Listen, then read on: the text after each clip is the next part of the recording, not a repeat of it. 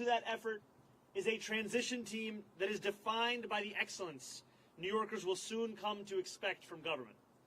Our team will be directed by Ilana Leopold, whose roots in this city extend back to her grandmother running the trams on Roosevelt Island. She has extensive experience in city government and has been a key part of our campaign to become the next mayor of this city. And it will be led by our formidable co-chairs, former Federal Trade Commissioner Chair Lena Khan, former First Deputy Mayor Maria Torres Springer, United Way President and CEO Grace Bonilla, and former Deputy Mayor for Health and Human Services Melanie Hartzog. Over the coming days, we'll start announcing the leaders who will implement our agenda. People like deputy mayors, who oversee entire areas of government, and the commissioners, who carry out the critical work of city agencies. Some of these people will have familiar names. Others will not. What will unite them will be a commitment to solving old problems with new solutions. We will cast a wide net. We will speak to the organizers on the front lines of the fight to improve our city, government veterans with proven track records, policy experts from around the country and the world, and working people who know better than anyone what their neighborhoods need. Throughout this campaign, I have worked hard to be accessible and transparent with New Yorkers. That same spirit will animate this transition and the city hall we build, because New Yorkers deserve a government that they can trust. And on January 1st, when our city celebrates the inauguration of a new administration, let us also celebrate a new era for our city, one that we all feel invested in and whose success we all work to achieve. Now, it is my pleasure to invite Ilana Leopold to deliver a few words. Thank you. Thank you. Good morning. My name is Ilana Leopold, and I'm very honored to serve as the Executive Director of Mayor Elect Mamdani's leadership team. I want to thank Zoran for his faith in me, both on the campaign trail and in this next exciting chapter of this movement. As a third-generation New Yorker raised in Mitchell-Lama housing and educated at CUNY, I bring to this work a deep appreciation for the city's promise and a commitment to expanding it for others. I love the city deeply, and I'm so grateful for the opportunity to help shape its future. I'm also expecting a child soon, and so I want the future that she inherits to be one of possibility and opportunity. And I want my new family, like so many others, to be able to rely on the universal child care that Zoran campaigned on. I know from firsthand experience that no one will fight harder for New Yorkers than Zoran. He has the vision and ambition necessary to drive down the cost of living so that families like mine can afford to live in the city we've built. I cannot wait to help our next mayor build a government for and by all New Yorkers. Thank you.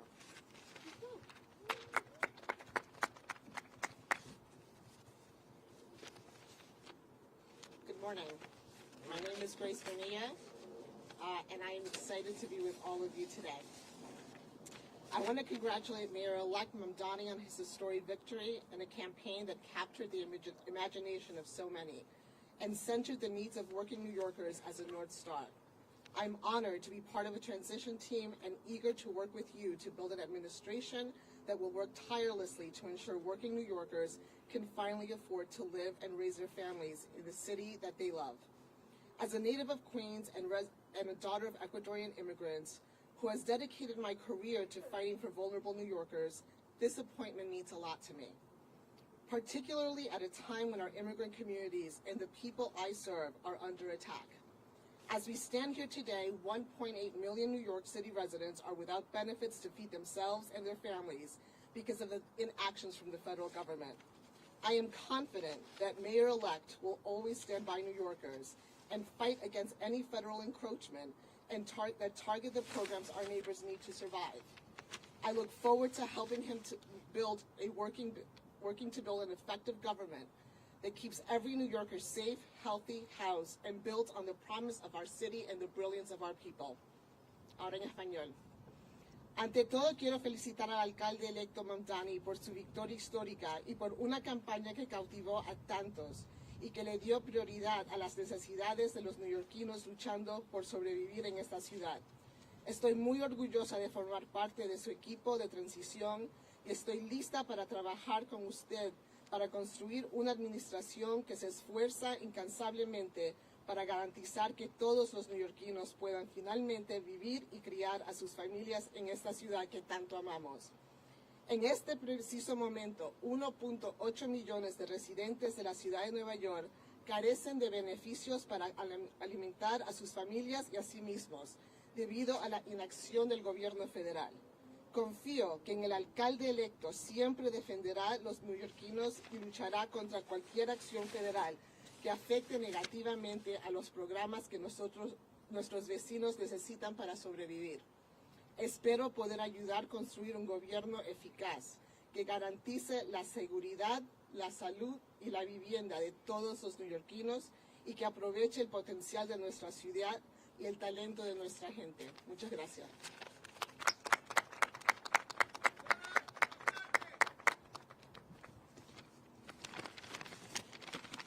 Good morning. Good morning.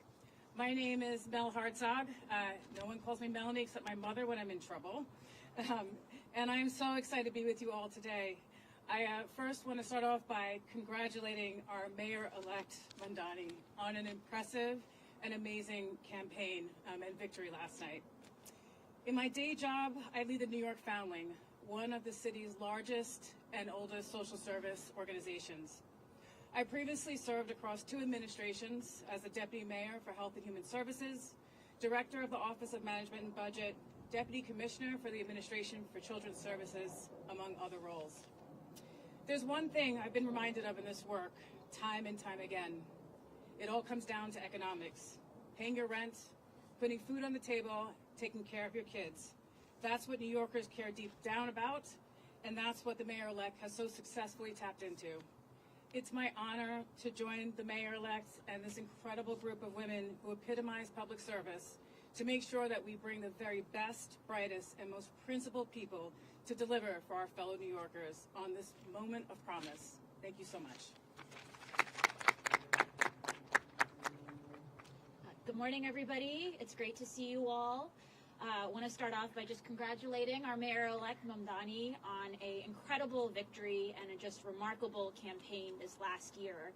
I think what we saw last night was New Yorkers not just electing a new mayor, but clearly rejecting a politics where outsized corporate power and money too often end up dictating our politics, and a clear mandate for change where New Yorkers can get ahead and where all workers and small businesses can thrive, not just get by.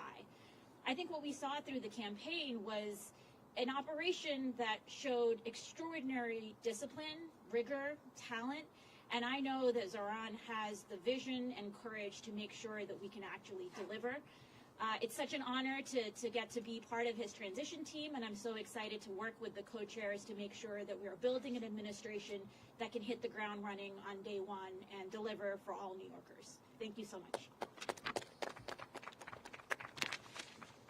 Good morning, everyone. My name is Maria Torres Springer, and first and foremost, I want to congratulate the Mayor-elect on his extraordinary victory last night and on building a campaign for and by the people. I'm so thrilled to join his transition team of extraordinary women, by the way, and help ensure that his administration is ready to govern boldly and effectively on day one. As the daughter of immigrants who believed in the promise of this country, and as a proud New Yorker who loves and believes deeply in this city, I have so admired the way the Mayor-elect ran a campaign that reminded us that home is both our greatest challenge and the greatest hope for our future. I remain deeply proud of the work that I did across 3 mayoral administrations to make our city more affordable and more just. This has been my life's work. And I'm eager to bring that experience, all of the lessons learned, what worked, what didn't, to help the Mayor-elect achieve early, tangible wins for New Yorkers. Despite the headwinds we face as a city and as a country, the Mayor-elect has truly rekindled something very powerful: our shared faith in New York's capacity to do big things and to dream boldly. Importantly, He and I share an undimmed belief in government's capacity to deliver for working people, an undimmed belief in public servants' capacity to not just meet, not even just exceed, but defy expectations. So thank you, Mayor-elect, for this opportunity. I look forward to helping you build an administration that gets to work joyfully and urgently to lower costs, build homes, expand childcare, and ensure that every New Yorker can build a life of dignity in this city that we all love. Thank you. Everyone, we'll take your questions, and the co-chairs are available to answer questions as well. We'll start with you, Martha.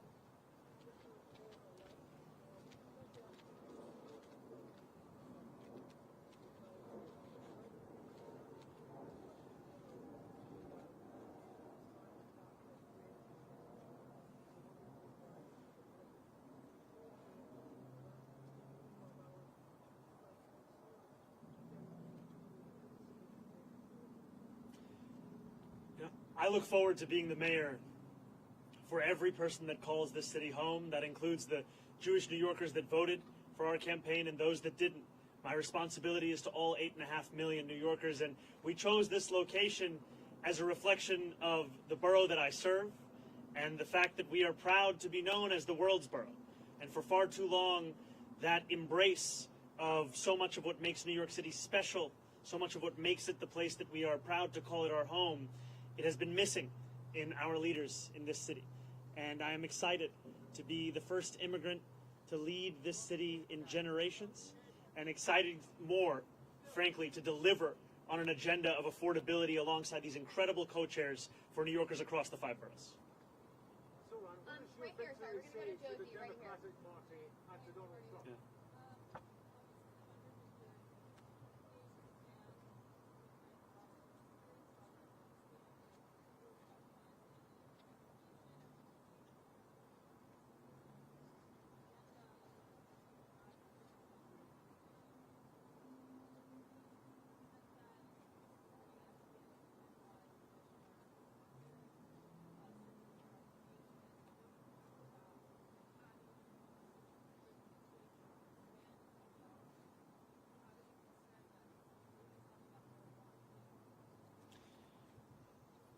I look at these 4 incredible co-chairs of our transition team, and what I see are those who have had their careers defined by an excellence that we want to characterize the very city hall that we are looking to build.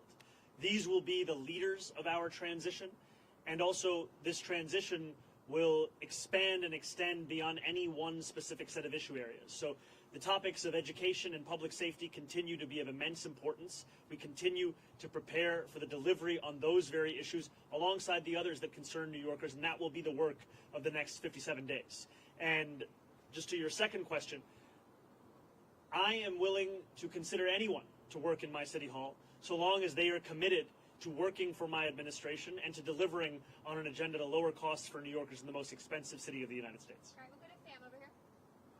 Mayor Elect Mamdani, Sam Alcock from Democracy Now! I have 2 questions. One, what should New Yorkers know that you were asking from Mayor Adams during the transition for the next 2 months?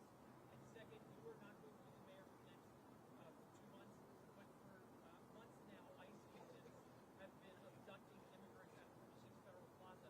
What is your message to the ICE agents abducting immigrants? My message to ICE agents and to everyone across this city is that everyone will be held to the same standard of the law. If you violate the law, you must be held accountable. And there is sadly a sense that is growing across this country that certain people are allowed to violate that law, whether they be the president or whether they be the agents themselves. And what New Yorkers are looking for is an era of consistency, an era of clarity, an era of conviction. And that is what we will deliver to them. And I am looking forward to having conversations with Mayor Adams and his administration about the work of the transition to ensure that the handover is a seamless one and that it is one that benefits the shared work we all have to deliver for the people who call the city home. Thank you, Andrew. Thank you. Everybody's asking too.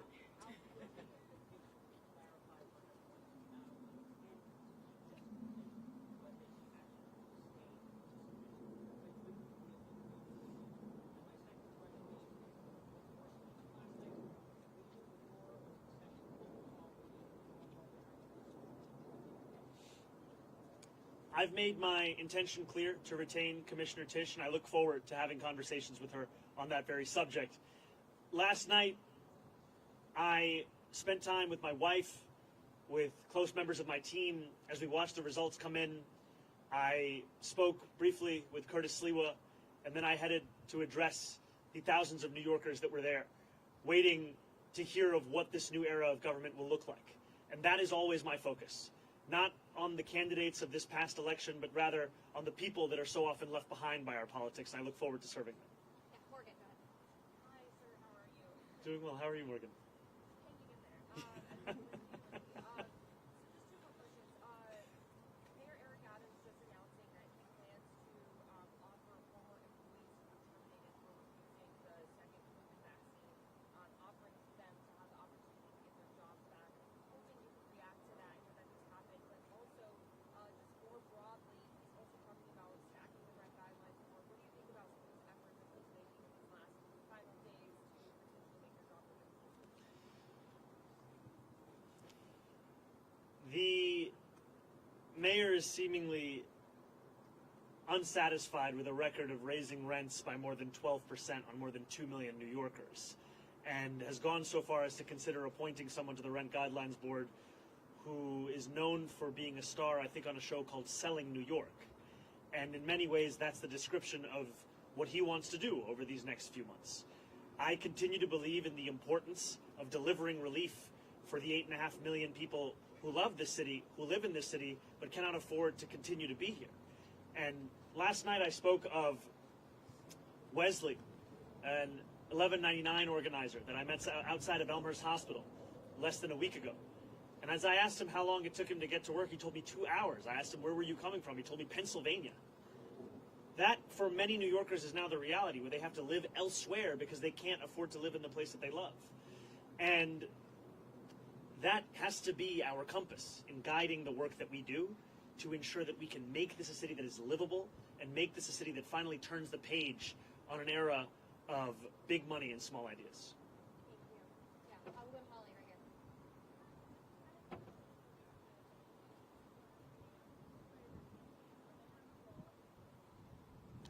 I am looking forward to having every member of my coalition being a part of our transition. The transition will be guided by the work that we need to do, and the coalition that brought me to this point has done an immense amount of work and has also been leading in the fight for dignity for working class New Yorkers. James Matthews from Sky News, Mr. Mamdani. Tell me what you I think the lesson is of your victory for the Democratic Party and for Donald Trump. Well, first, I just have to say I've spent many days in my youth watching the transfer window close, final hours on Sky News, so it's a pleasure to have you here. What's your team? Yeah, I'm an Arsenal fan. I have to be honest, when you said you were from Sky News, I just got very excited. Could you repeat the question one more time? Tell me, what do you think the lesson is of your victory last night for the Democratic Growth Party, which has been slow to report on immigration, and what's the lesson for Donald Trump?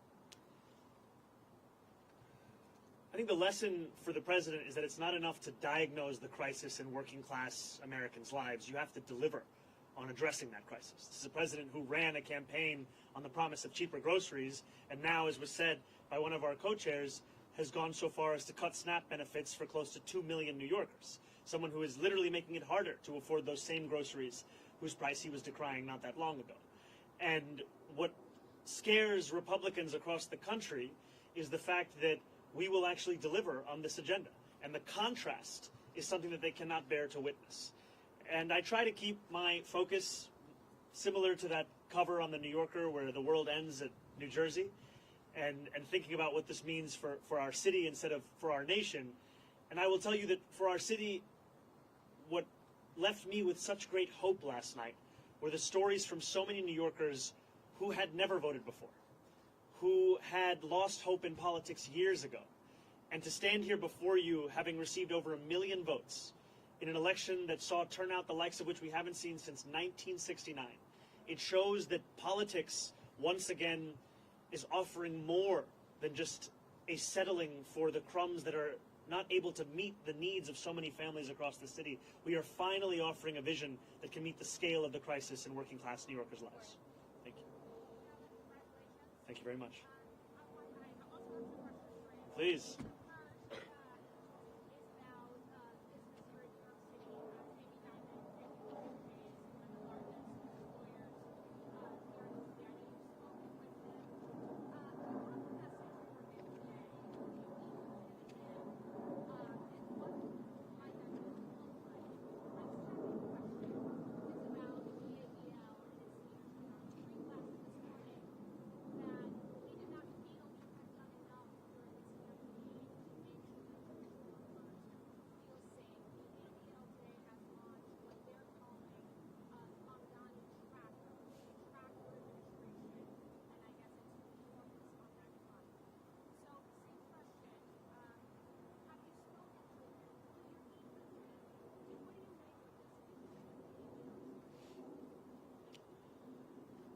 I look forward, I'll first answer your first question, then I'll go to your second.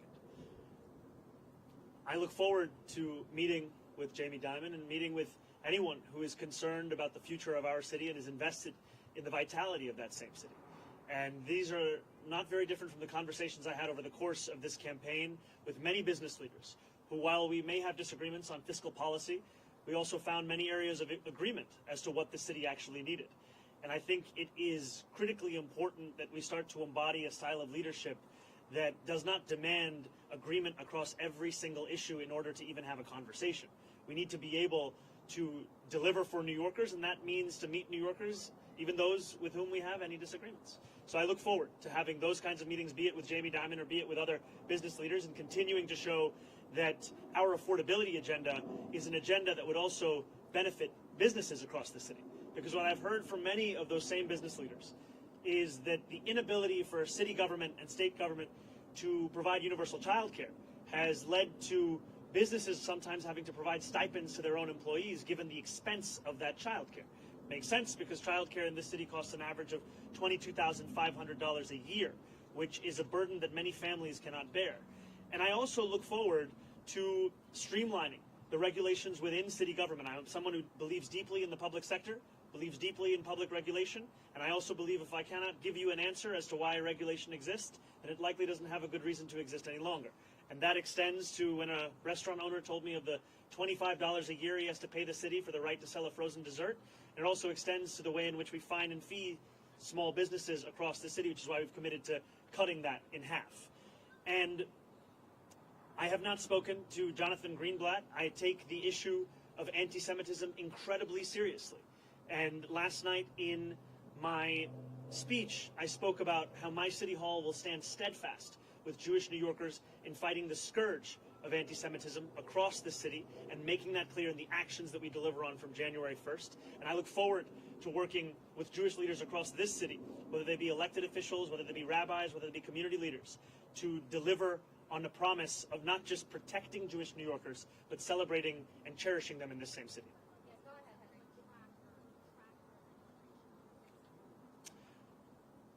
I think that anyone is free to catalog the actions of our administration. I have some doubts in Jonathan's ability to do so honestly, given that he previously said I had not visited any synagogues, only to have to correct himself. Hi, Mayor-elect. Obviously, I have two questions as well. Yes, yes. It's a 2-for-1 day. Oh, yeah, a little more interesting. So, on President Trump and on delivering real, tangible results, as you alluded to last night with your new era, as Maria Torres-Springer just said, how do you balance, or have you given thoughts of balancing combating President Trump and not getting lost in that fight to where you are not delivering the campaign promises? And second, I'm just curious, kind of in the quiet hours of last night, you got off stage, you went home, maybe you were sitting by yourself, maybe it was just you and your wife. I'm wondering what those sort of thoughts in your head were in those quiet moments after this sort of enormous accomplishment and the weight of what's about to come your way. It's very funny. Everyone is asking two very different questions. I'm not trying to strike the right tone between all of them. New Yorkers are facing twin crises in this moment, an authoritarian administration and an affordability crisis. And it'll be my job to deliver on both. It'll be my job to stand up for the city and also to ensure that we do not look at Washington, D.C. as if it is the reason for all of the problems right here in New York City. Many of the issues we are speaking about, they predate President Trump. They are issues that for too long we have turned a blind eye to, or we have sought to rationalize or normalize. And what I'm so excited by in looking at these incredible women who will be leading our transition is a track record of being able to handle multiple crises at the same time. Crises which so often for others might be the only focus. For so many of the people on this stage, they were one of many. And these are the crises of cost, these are the crises of conviction, these are the crises that have come to describe much of our politics. And I find immense confidence in the fact that we are already building a team that has shown its ability to deliver and that will continue to show that over the next 57 days and beyond. I cannot tell you that I had many quiet moments between last night and this morning, but some things that I have been left with, whether it was in sitting with my wife or with close members of my team without whom none of this would have been possible, is the sense of hope that New Yorkers have. When I left the venue yesterday evening, there were hundreds of New Yorkers waiting outside. And so many of them were young New Yorkers. So many of them, it may have been their first vote they were ever eligible to cast. And in their eyes and in their shouts and in their screams, I heard the potential for what our politics could be. And it's a potential for New Yorkers to not only be able to see themselves in those that lead them, but more importantly to see their struggles. And just before this, I heard from an immigrant rights advocate who said that the moment that made her whole in the speech that I shared was when I spoke about this city as being one that was built by immigrants, that was powered by immigrants, and now that will be led by an immigrant. I think for too long, many New Yorkers have been told that their only place is in the shadows. And it is incredibly exciting to stand here alongside these leaders to embrace the light that the future will hold for all of us in this city. Yes. Thank you very much. Gracias.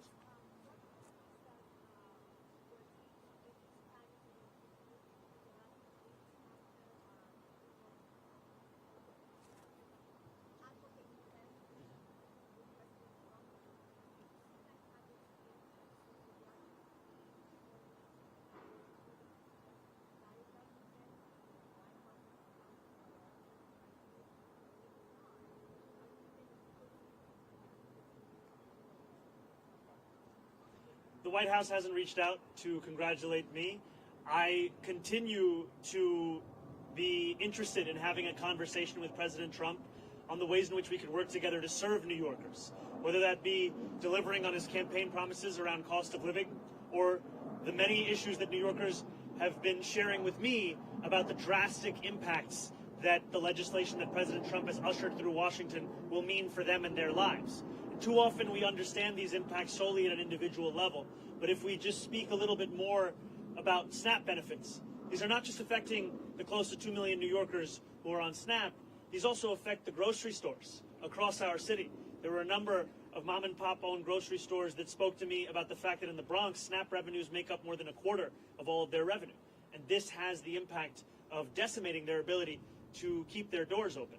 And so I look forward to having those conversations and to making clear that if there is ever anything to be spoken about that could benefit the people of the city, I am ready and willing to speak to anyone about it.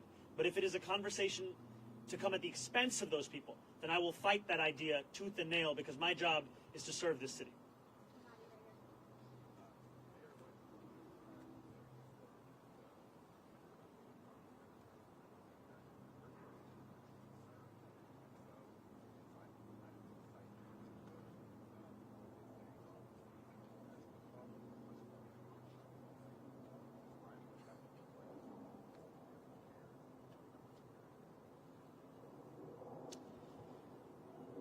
When I speak about Trump-proofing this city, I speak about protecting those with the least from the consequences of a man with the most power in this country.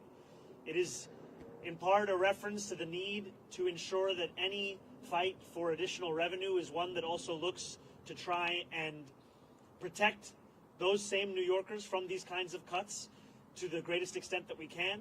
And it's also a commitment to ensure that so many of the storied parts of city government return back to the moments where they were on the front lines of fighting for dignity and civil rights, and I think specifically of our city's law department. This is a law department that, when you think of the seminal civil rights cases of this country, they were there. And yet today it has 200 fewer lawyers than it did before COVID. This is an example of a lack of interest from an administration in ensuring that we are investing in the tools that have been proven to protect those same New Yorkers. And I will not mince my words when it comes to President Trump. I will continue to describe his actions as they are, and I will also always do so while leaving a door open to have that conversation, because it cannot be understood as if it is an argument between two individuals. I am looking to lead this entire city, and everything that I do must be to the benefit of this city, and I look forward to delivering for that same city. Yeah, I'll be right here. Yeah, hi. Hey, how's it going on? So after your win last night, a lot of critics went to our comment section in the social media newsroom we run, saying, talk to the Mamdani supporters in 6 months, see how they feel. Talk to them in a year, see how bad it's going to get. Do you have any comments on how those folks are reacting and how you're going to prove it? Well, first I'd say we've come a long way since that conversation in Astoria Park, and it's lovely to see you here. You know, I think there were many who said similar things when we launched our campaign on October 23rd. Talk to the campaign in 6 months, talk to the campaign in a year, see where they are. And what we've shown is that the hunger, the dedication, the commitment to excellence and delivering in the ways in which we have been told are impossible, this is what will typify our efforts. It has thus far. This is what will describe them moving forward. And the passion, as Maria had said, of an undimmed potential for government to meet the needs of working people across this city, that is something that we fully intend to deliver on. These were not words that were shared as a means by which to inspire people for the purpose of an election. These were commitments that were made that we intend to deliver on to ensure that New Yorkers can live in the city they call home.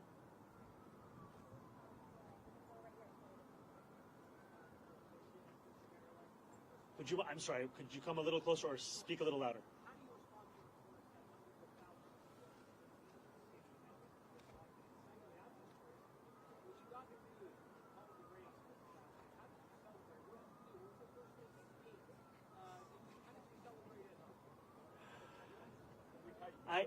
I think the first thing I did was drink some water, and it took a moment for it to settle in. And when it did, oftentimes this job is described with the language of burden, responsibility, pressure. And those things are true. But what is lost is opportunity. And that is really what I felt in that moment when this race was called, the opportunity we have to deliver for people who have come to expect so little from the politics of their city. And that is an opportunity that is at the heart of what motivates me each and every day. And I look forward to fulfilling the trust that was put in me by the more than 1 million New Yorkers who voted for our campaign, and also by New Yorkers who've had concerns or skepticism. I don't begrudge them, because they were subject to tens of millions of dollars in attack ads that told them the thing that should keep them up at night was me, when in fact what I've heard from New Yorkers, that the thing that keeps them up at night is the cost of rent, of groceries, of childcare. And so I look forward to earning their trust as well, because my vision of success is not that those who are skeptical leave this city, it's that those who are skeptical stay here in this city, and that we build a city that has room for even more to join us. Because this is a city that has to grow, this is a city that has to thrive, and the way that we will do so is by bringing an excellence back into City Hall, where it becomes the expectation, not the exception. Thank you. Oh, incredible.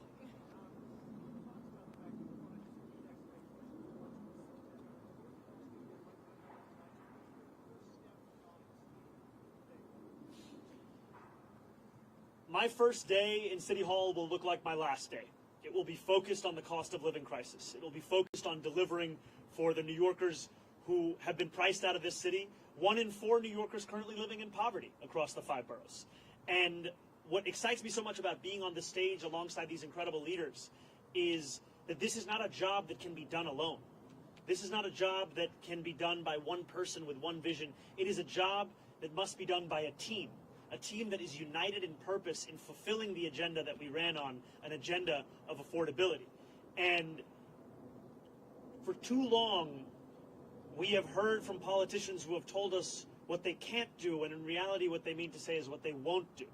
And I'm excited to prove that making people's lives better is not simply an ideal, it is something that we can fulfill in the day-to-day work of our administration. Thank you. First of all, congratulations. Thank you very much, Ethan. Governor Hochul has had a good working relationship with Trump, even though he's been very historically hot against him sometimes. Do you think there's anything you can learn from her style of dealing with him, and have you talked to her about that already? I think the governor has set a very good example for what it can look like to both keep a door open to speak with anyone about anything that could serve the interests of the people of this state, while also refusing to sacrifice those same people for the purpose of maintaining a relationship. And that is exactly the approach that I will take, is when President Trump wants to do something that will benefit this city, I will be there to say as much. But if he is looking to persecute or prosecute or punish the people of this city by virtue of who they are or where they live or where they came from, then I will fight him on that. And I think too often we have had a style of leadership that seeks to put oneself before the people that you're looking to serve, and my city hall will do the opposite.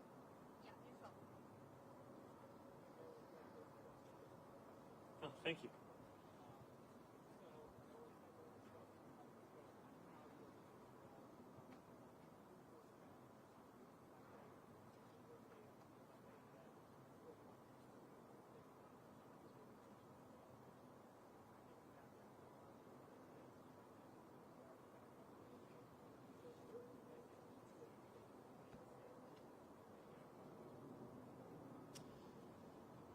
You know, this is a group that exemplifies the excellence I've long spoken about. It is an excellence that New Yorkers have seen across multiple mayoral administrations. It is an excellence that they have seen at the federal level. And it's an excellence that has been displayed amidst a conviction of what government can and should and must do for New Yorkers. And I'm excited by the prospect of them leading this transition to deliver for those same New Yorkers. And I also am clear with the more than 100,000 volunteers who brought me to this point, with the more than 1 million New Yorkers who voted for our campaign, that the work does not end with an election. In fact, it continues until we deliver this agenda. And that delivery will be something that we do over weeks and months and years. And it will be something that we will take immensely seriously, because it is a delivery that will fulfill the hope that so many have put in us.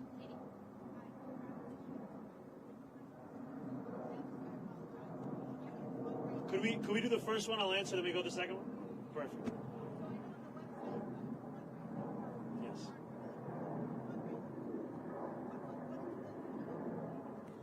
Well, thank you for the question. It's transition2025.com.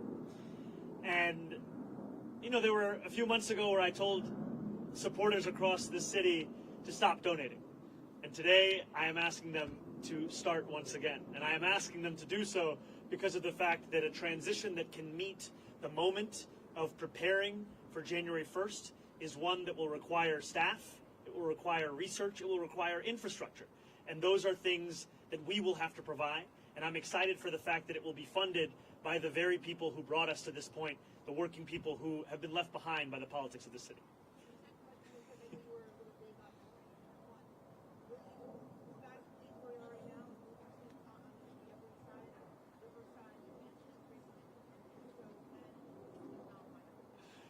You know, I did get a text from my super late this night. Look, I have been told time and time again, and I've embraced it, to not measure the drapes. And here I am the day after being asked to use a ruler. And I will tell you that my focus right now is on the transition team. I will speak with my wife. I will think about this further, but when I have something to share, it will be done so publicly. Andrew Cuomo did it.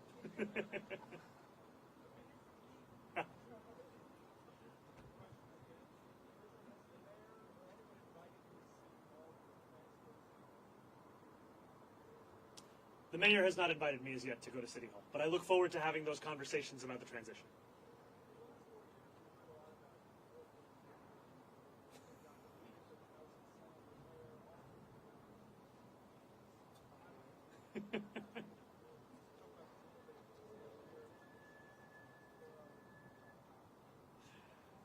You know, I don't see it as a question of which borough is on top. I am looking to serve every single one of the 5 boroughs.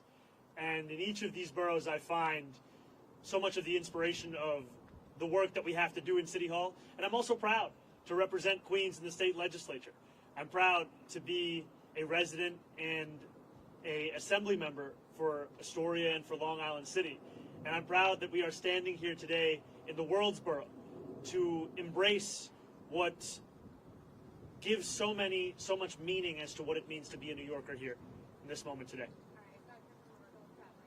This guy's trying to get me to go against other boroughs. Unbelievable.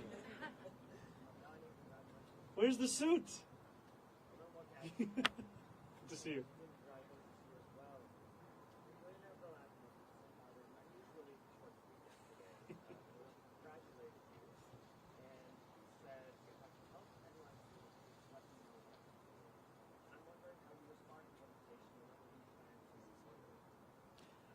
I appreciated Bill Ackman's tweet and the sentiment of it, and I will continue to have conversations with anyone who is committed to the welfare of this city, the vitality of this city, and those are the conversations I will have over the next 57 days and beyond.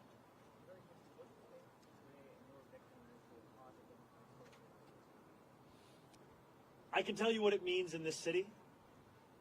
It means that the idea of a politics built around the delivery of dignity to each and every person who calls this city home, that politics is alive and well. And for too long, we have spent our time debating who deserves that dignity, as opposed to delivering it to each and every person who calls the city home.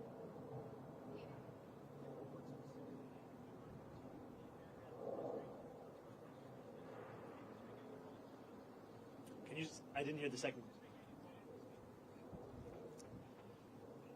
You know, even amidst my many critiques that I have of the Adams administration, we have to have a sober analysis of the work that is done in any single administration. And I think that City of Yes is something that is a significant and good step forward. I think that trash containerization is another example of something that we should continue to pursue. And these are examples to me of some of the issues which have been long recognized by New Yorkers as ones that need to be contended with by government and ones that have simply been ignored. And I look forward to continuing on those issues and then correcting the course in many and other areas of city government. And I look forward to working with the council and with the next speaker on delivering on an agenda of affordability for each and every person that calls the city home. Thank you guys so much. Thank you all. Thank you. Has Mayor Adams reached out yet to congratulate you? Not yet.